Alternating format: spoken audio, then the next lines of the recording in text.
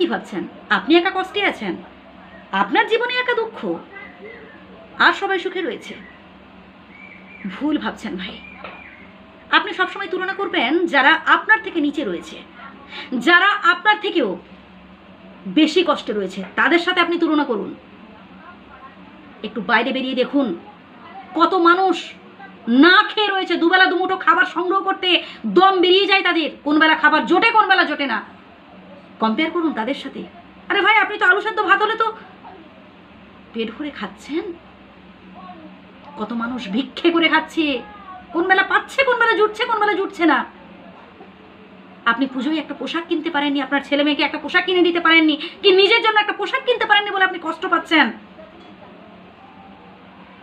আরে ভাই, আপনি তো পুরনো হলেও পোশাকটা পরেছেন।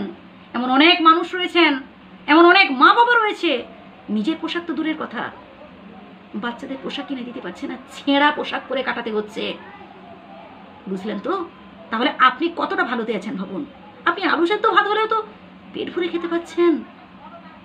তাহলে আপনার থেকে যেসব মানুষরা কষ্টে রয়েছে তাদের কথা ভাবুন। সবসময় যারা আপনার থেকে নিচে রয়েছে তাদের সাথে তুলনা করবেন, দেখবেন আপনি সুখে থাকবেন। যারা ধনী, যারা কোটিপতি, তাদের সাথে তুলনা করতে যাবেন না। আরে ভাই, তারাও কষ্টে রয়েছে, শুধুমাত্র টাকা পয়সা প্রচুর থাকলে সুখ আসে না ভাই।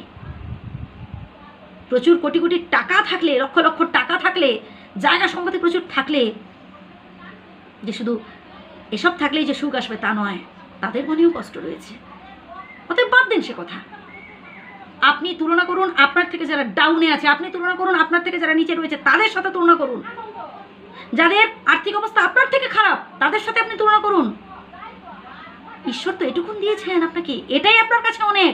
আপনি তো দুবেলা দুমুঠো খেতে পাচ্ছেন, আপনি তো নিশ্চিন্তে, মাথার উপর আপনার ছাদ রয়েছে, আপনি তো নিশ্চিন্তে ঘুমোতে পাচ্ছেন।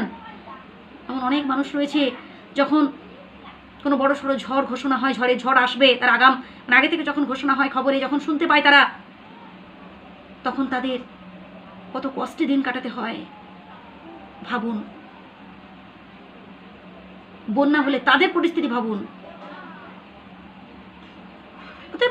আপনি তো ভারতে আছেন, আপনার মাথার উপর ছাদ রয়েছে, আর কি চাই? সবসময় আপনার থেকে যারা নিচে রয়েছে তাদের সাথে তুলনা করবেন, দেখবেন আপনি ভালোতে থাকবেন। আপনি পুরনো হলেও জামা পরেছেন, যার একটা হাত নেই তার কথা ভাবুন, যার একটা পা নেই তার কথা ভাবুন, তার কত কষ্ট সেটা ভাবুন। আপনার তো দুহাত দুপা রয়েছে, আজ আপনার আর্থিক অবস্থা ভালো নয়, তো দুদিন বাদে যখন হবে তখন আপনি আরো উপভোগ করতে পারবেন, তাই না? আপনার তো হাত পা রয়েছে, যার হাত পা নেই তাদের কথা ভাবুন, তাদের কষ্টটা ভাবুন, তো ফিল করুন, তাদের দুঃখ কষ্টের কথা ভাবুন একবার।